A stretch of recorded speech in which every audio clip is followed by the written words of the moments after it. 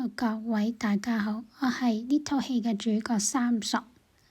我喺呢套戲入邊係會做一個偵探退休犬，我會遇到拼拼，佢係一個又靚又後生嘅特工犬。我哋嘅目的就係要阻止有個怪獸嚟奪取世界嘅儲備狗糧。我初時好唔中意拼拼，但係後尾經過好多次嘅我哋嘅合作，我終於喜愛咗呢個又年輕又後生嘅小拼拼。大家想睇呢個電影嘅話，快啲而家坐定定，飲杯茶，食個包，等睇戲。熱嘅開冷氣，凍嘅開暖氣。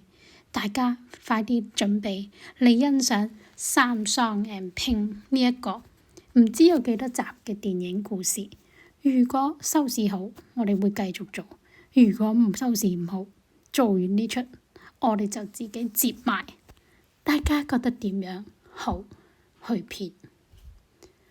我係一個小三傻，我係一個偵探犬。今日收到一封電郵，佢話畀我聽，我會嚟收到一個小特工，佢叫拼拼，佢係又後生又靚。但我好擔心，因為靚女通常唔識做嘢，又冇經驗。究竟小三傻同拼拼嘅發展如何 ？Hello， 你係拼拼，我係三傻。Hello， 我係拼拼。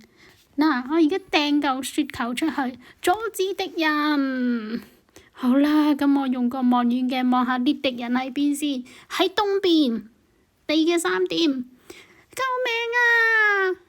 三傻，快啲車返我上去啊！我重得滯跌咗落去啊！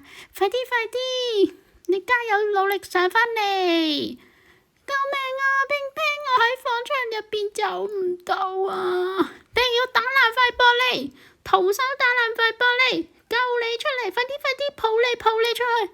好嘢！好，後邊有敵人，我哋即刻去打爆個敵人啦！1、2、3，放閃！打爆！完啦！我哋終於打爆咗個敵人，我哋嘅特務完畢。